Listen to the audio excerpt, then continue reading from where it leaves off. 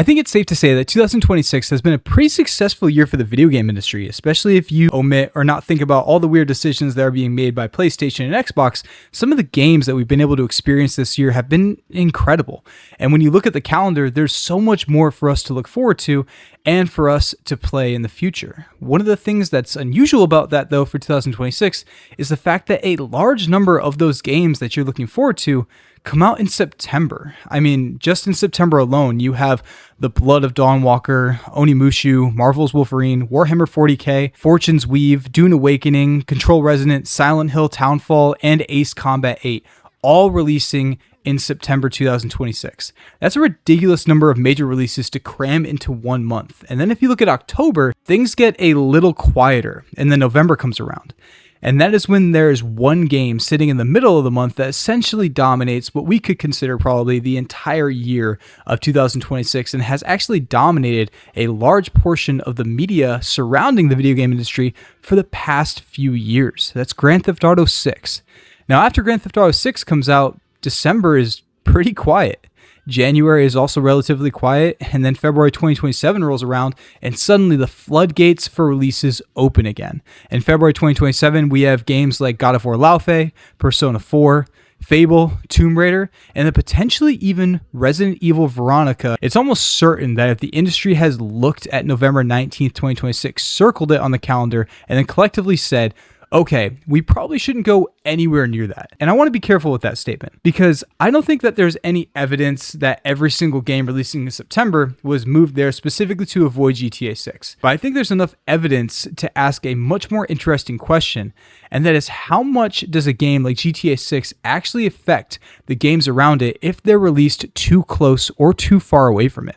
Because this isn't the first time we've seen massive game releases surrounded by other major titles. We've seen it with Elden Ring, Red Dead Redemption 2, we've seen it with The Legend of Zelda Tears of the Kingdom, The Last of Us Part 2, and the results are actually pretty fascinating because the answer isn't simply that massive games destroy everything around them. In fact, sometimes the games that are around them do very well. So while it does feel like the publishers are trying to get GTA 6 out of their way, I think that answer to our original question has a lot less to do with competition and a lot more to do with the attention of the gamers in the modern industry. Now, before we dive a little bit deeper into this, I think it's important to consider that GTA 6 was not always coming out in November 2026.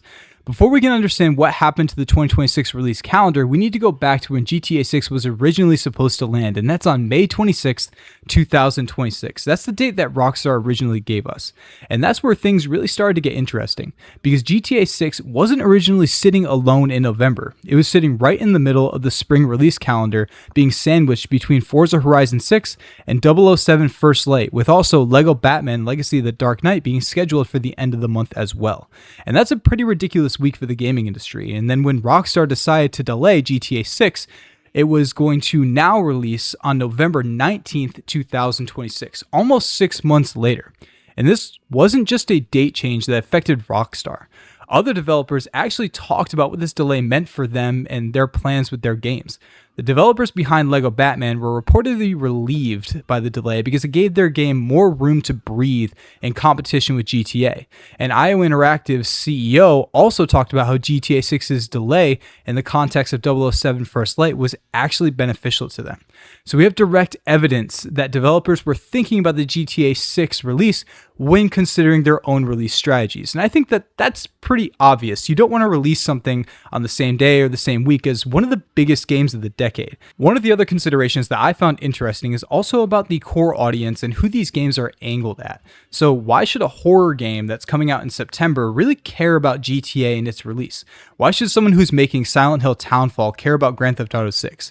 Those aren't even remotely the same game, and they're definitely not targeting the same person. And GTA doesn't actually have to compete with your game for it to matter. Let's say you're Konami and you've got Silent Hill Townfall. Your audience is people who like psychological horror games, survival horror, narrative games, Silent Hill, maybe Resident Evil, and maybe even Alan Wake. And then there's GTA 6. Open world, crime, cars, multiplayer, completely different audience, completely different vibe. So why would you as Konami care? Because the competition isn't necessarily would this person rather play Silent Hill or GTA. The competition is what is this person going to spend their money and their time on? And that's a completely different question. Imagine Silent Hill Townfall comes out on November 5th. You spend $70 on it. You start playing, and this game is probably going to be 10, maybe 15 hours, and you're enjoying it. Then 2 weeks later, GTA 6 come out, and suddenly you have a problem. Because maybe you didn't dislike Silent Hill, and maybe you still intend to follow through with it and finish it, maybe go get the platinum, but GTA 6 has become the game that you are going to play. And now Silent Hill has gone from, yeah, this game is what I'm playing right now, and it's pretty good, to I'll get back to that eventually. And in 2026, we don't often get back to our backlog as often as we claim we should. And that matters because video games aren't like movies. If I release a 2-hour movie the week before a massive blockbuster, you might still go watch both. But if I release a 20-hour game 2 weeks before GTA 6, I'm asking you to dedicate a significant chunk of your free time to my game immediately before one of the biggest entertainment releases in the world. And there's actual research that suggests that publishers have a very good reason to worry about this and why they may want to push and orient their release dates to be a certain distance away from GTA 6. Something very important to remember is that release dates really matter quite a bit when it comes to the success of a game. There's an academic study called the Strategic Timing of Entry: Evidence from Video Games. The researchers in the study looked at video game sales and release timing and found evidence that publishers strategically consider the competition when deciding when to release their games. I mean, yeah, everyone could guess that. And one of the most interesting findings is just how valuable just a few weeks can be for these publishers. Under certain competitive conditions, the researchers estimated that delaying a game just 1 week could increase sales around 3.6%. And that number only goes up because in 2 weeks, that number goes up to 7.4%. And in 3 weeks, that number goes up to 11.5%. Now, I want to make something extremely clear. This does not mean that GTA 6 is going to reduce the sales of games around it by 11.5%. The study was not done on GTA 6. What it does do, though, is it demonstrates something a bit more basic. Release timing has a measurable economic value. And if a publisher believes that a game can be delayed 3 weeks and it would substantially improve its launch performance, that's potentially a very easy business decision because the first few weeks of a game's life are incredibly important. That's when the game gets its reviews, its YouTube videos, its Twitch streams, its TikTok, social media discussions, word of mouth, and most importantly, most of its sales. So publishers don't ask, can our game sell? They ask, can our game sell as much as possible? And those are two very different questions, especially when you're considering who you're competing with when it comes to time and money of your core audience. One of the best parts about the video game industry as it is in 2026 is the fact that it's not new, and we've seen things like this before. And this is where an argument gets a little bit more interesting because you could look at all this and say, I mean, games are released next to huge games all the time, and you'd be right. In fact, history gives us several good examples, and let's start with one of the biggest games of the last decade, with Elden Ring being released on February 25th, 2022. But what you find when you look around Elden Ring is that Dying Light 2 came out just a few weeks before it, Horizon Forbidden West came out just a week before it, and then Gran Turismo 7 came out just a week after it. And Tiny Tina's Wonderland also followed late in March, but that's a much smaller game that you probably don't have to worry about. And that is a ridiculously crowded stretch for the calendar in the gaming market. And yet, none of those games got completely destroyed. Dying Light 2 sold 5 million copies in roughly 3 weeks. Horizon Forbidden West eventually sold more than 8 million copies, and Elden Ring went absolutely nuclear by selling more than 20 million units. So here's the first lesson. A giant game does not automatically kill the games around it. In fact, several games can be incredibly successful with just the same window. And here's a better example. Horizon Forbidden West is only 1 week ahead of Elden Ring. 1 week, and it still sold multiple millions of copies. So if that's true, why would publishers be afraid of Grand Theft Auto? Well, let's look at another monster release in Red Dead Redemption 2, coming out in October 26, 2018. And it didn't release in some quiet October month. It was surrounded by massive games. And when we review these titles, you also see that Red Dead didn't destroy them. Assassin's Creed Odyssey had an extremely strong launch and eventually passed 10 million copies, while Black Ops 4 actually outsold Red Dead in the United States during October. And then again, Red Dead itself went on to become one of the best-selling video games ever made. So again, monster releases don't necessarily destroy their neighbors, but it's an interesting lesson to consider and look at here. Looking at all the games that have succeeded, like Call of Duty, Assassin's Creed, Red Dead Redemption, there are some big franchises in gaming, and they have some massive built-in audiences and enormous marketing budgets. They didn't need to convince people that their game is worth paying attention to or playing, and that's important because they were already sold by the IP and the history that those games had developed over the previous years. Now, I do think it's important to consider the other side of the coin, and that's with Fallout 76. A few weeks after Red Dead Redemption 2, Bethesda released Fallout 76 on November 14th. That's only 19 days after the launch of Red Dead, and Fallout 76 had a really rough launch. Its launch month physical sales were reportedly 82% lower than Fallout 4's. And I want to be extremely careful here, and I am not saying that Red Dead caused Fallout 76 to fail.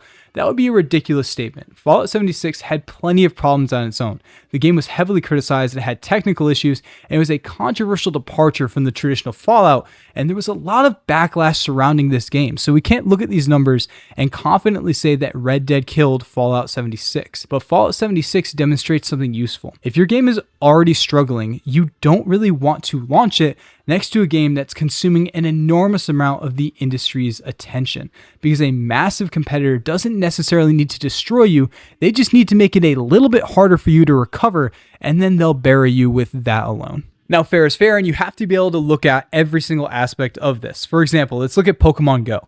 That game came out on November 16th, just 3 weeks after Red Dead Redemption 2. And this was the second highest launch month in Pokemon history at the time. Spyro Reignited Trilogy also came out on November 13th and performed extremely well. So again, big games can coexist. This is really important because it prevents us from making a lazy argument. The evidence does not say that if you release near a massive game, you're screwed. The evidence simply says release timing is a variable that publishers have to consider. And that's much more interesting of a conclusion to come to. Another great example of this is The Last of Us Part 2. The Last of Us Part 2 released on June 19, 2020, and exactly 4 weeks later, Sony released Ghost of Tsushima. Two major first-party PlayStation games that were released only a month apart, and The Last of Us Part 2 sold 4 million copies in its first 3 days. This did not hinder Ghost of Tsushima though, because it also became a major critical success. So again, one huge game doesn't automatically destroy another, and we have The Legend of Zelda as another consideration. Zelda was released on May 12, 2023, and just weeks earlier we had Dead Island 2 and Star Wars Jedi Survivor. And then after Zelda, we also had Diablo 4 and Final Fantasy. Zelda sold more than 10 million copies in its first 3 days, and Dead Island 2 sold 2 million in its first month. Again, different audiences can coexist. So maybe I'm making the whole GTA 6 thing sound a bit more dramatic than it actually is. And this is where the distinction matters, because GTA 6 is different. Elden Ring is massive. Zelda is massive. Red Dead Redemption is massive, but each of these games still primarily appeal to a particular audience. Elden Ring had huge success in the RPG and Souls fans realm. Zelda has an enormous Nintendo and adventure audience. Red Dead appeals heavily to open world and Rockstar fans. GTA 6 is different, because GTA isn't just a game for people who play games. It's a cultural event. GTA 5 sold around 200 million copies. It is one of the best-selling games of all time. Its launch generated roughly $1 billion in just 3 days. And GTA 6 has been anticipated for more than a decade. So you don't have just hardcore gamers. You have pretty much everyone in the industry. You don't need people who play RPGs. You don't need people who like horror games. You don't need people who own a PlayStation. You don't even need people who play games regularly. There are people who maybe buy 1 or 2 games a year, and GTA 6 is probably going to be one of them. That makes GTA 6 such a strange competitor, and any other game that's trying to release this year has had to play strategically around that. It's not necessarily competing with the games on your genre, it's competing with your game for the attention of the entire gaming industry. So this brings us all the way back to the GTA 6 traffic jam that we see in September 2026. Look at the calendar again. September is extremely packed. Then October is lighter, and then November 19th, GTA 6 is released. Then the calendar gets weirdly quiet. And I don't think that we can prove that every game in September was moved there specifically because of GTA 6, but I do think that the pattern is difficult to ignore. Because what would you do if you're a publisher? Let's say you've got a major game that you want to release. Would you rather release it the same week or a few weeks in front of GTA 6? Or would you rather release it a few months? Now, when GTA 6 comes out, it will likely dominate YouTube, Twitch, TikTok, Twitter, Reddit, gaming news, search traffic, streams, memes, discussions, and everything else for weeks and potentially months. So maybe you don't want to be in November at all. Maybe you move to October. But now every other publisher is doing the same thing. So October starts to get crowded. And then you look at September and say, well, at least GTA 6 is still 2 months away. That gives me plenty of breathing room. And suddenly September becomes the escape route. Except everyone else had the exact same idea, and now September is crowded and you're competing with everyone else for a release date before GTA 6. Now this also creates a second problem, because here's the irony. If everyone is trying to avoid GTA 6, they're all moving towards the same handful of dates. And suddenly, Silent Hill Townfall isn't just competing against GTA 6 anymore, it's competing against Control Resonant, Marvel's Wolverine, Onimusha, The Blood of Dawnwalker, Dune Awakening, Fire Emblem, Dawn of War, and Ace Combat. And all of the other games are trying to pull the gravitational pull that you're trying to achieve. So GTA 6 could create a situation where publishers are forced to choose between competing with it or competing with everyone else that's trying to avoid it. And honestly, I'm really not sure which one is worse, because GTA 6 is just such a monster, but the amount of first-party games that are coming out in September 26 is just astonishing. Bringing it back to one of my original examples, let's talk about Silent Hill. I still imagine that Silent Hill Townfall would not release well on November 5th, 2026.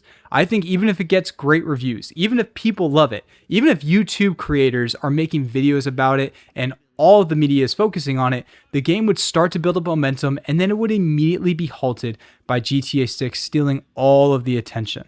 And then you could ask yourself, did GTA 6 steal Silent Hill's customers? Or did GTA 6 just steal our momentum?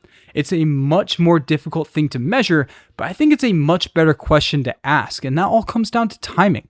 How can you have the best momentum and the best opportunity for your game that you're putting years and potentially millions of dollars into developing? Now, there's one final thing that I think that I need to acknowledge in this video, and it's that sometimes huge releases don't shrink the market, it grows the market. Red Dead came out during an enormous October and November. Elden Ring came out in an absurd February. Zelda came out during an incredibly strong spring, and those games didn't prevent other games from succeeding. They created enormous amounts of attention around gaming in general. And that means millions of people bought these games and millions of people talked about these games, and they were watching the content that this game was creating. So maybe GTA 6 will do the same thing. I highly doubt it because of the amount of attention it's going to draw away from the other games, but it is still a possibility. Maybe people will play GTA 6 for 100 hours and then spend December looking for something else to play. Maybe some of these games releasing around it will end up setting better because gaming as a whole has had an enormous year in 2026. That's again realistically possible, but I don't think it's the most likely outcome. And that's why I don't think the argument is GTA 6 is going to kill the competition. The argument is GTA 6 changes the risk calculation for all the other developers in the year 2026. So who can safely release near GTA 6? If I'm a publisher, I think that I'd feel safest releasing near GTA 6 with games that are enormous with built-in audiences. And that includes Call of Duty, Pokemon, EA Sports, other major Nintendo franchises, or huge live service games that already have the established community and audience and don't need to compete with a big game like that. If you have a brand new game that's a $70 price tag and a 20-hour single-player campaign with a relatively small marketing budget, you're not going to be very successful this November. And I would say that it's not just going to do 11%. I'd say it's going to do much worse. And if I could do the math or make an assessment, I would say it would do about 30% worse than if you had released it just a little bit earlier or perhaps a few months later. The real impact of GTA 6 is that it is impacting the entire situation of the 2026 year. GTA hasn't released yet, and we don't know exactly how many copies it's going to sell. But we do know that people are going to play it. And we don't know how much it's going to dominate the industry, but we do know that it's going to have a massive impact on it. And because the impact of GTA 6 isn't necessarily going to be measured by how many copies it sells, it will be measured by the impact it has on the industry in taking away attention from other games. So, is the gaming industry actually running away from GTA 6? I think the answer is sort of. I don't think that every September release is secretly a game that was pushed there because Rockstar announced November 19th. And I don't think that history supports the idea that GTA 6 will automatically destroy anything that's released near it. We've seen too many examples of massive games succeeding right alongside one another. Horizon survived Elden Ring, Assassin's Creed survived Red Dead, Pokemon survived Red Dead, Dead Island survived Zelda, and Ghost of Tsushima survived The Last of Us Part 2. So the real lesson and the conclusion of this video is not to never release near a monster game. It's that if you have the option, why would you choose to? And if everyone else has that option, just make sure they also don't choose the exact same thing as you, or you're going to have a massive congestion and roadblock just like we see in September 2026. Let me know what you think. Do you think that these games would fare better releasing in the massively congested 2026 September, or do you think it's better to release it closer to GTA 6 and get those sweet holiday sales? I can't wait to talk to you guys in the comments, and I can't wait to talk to you in the next one.